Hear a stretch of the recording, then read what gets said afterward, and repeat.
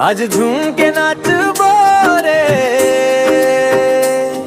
अरे झूम के गावो रे। सरडी गांव के छठी माँ गदर मचा बोना रे। सरडी गांव के छठी माँ गदर मचा बोना रे। सरडी के माटी बोले आज खुशी खुद गीत बजाते रे। छठी के पावन दिन माँ हर मनवा झूम के गाते रे। ढोलक बाजे ताली गूंजे लइका के भाग जगाबो रे। सरडी गांव के छठी माँ आज खुशी लौड़ा बोरे। सरडी गांव के छठी माँ गदर मचा बोना रे। सरडी गांव के छठी माँ गदर मचा बोना रे।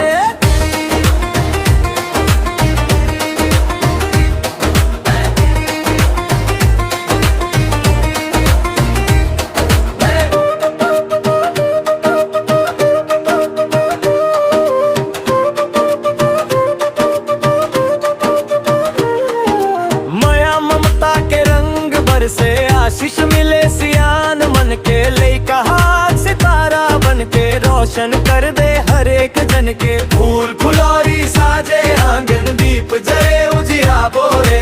सरडी गांव के छठी माँ खुशीला खुल के लुटा बोरे। सरडी गांव के छठी माँ गदर मचा बोरे। सरडी गांव के छठी माँ गदर मचा बोना रे।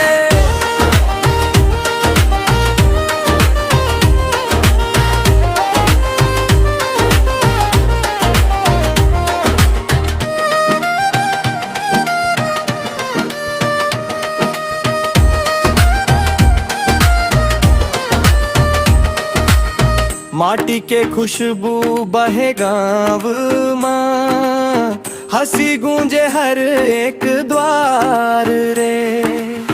छठी के दिन ह भाग जगा थे, खुल जाते किस्मत द्वार रे।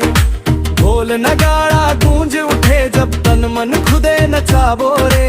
सरडी गांव के छठी माँ आज आसमान हिलाबो रे। सरडी गांव के छठी माँ गदर मचा बोना रे। सरडी गांव के छठी माँ गदर मचा बोना रे।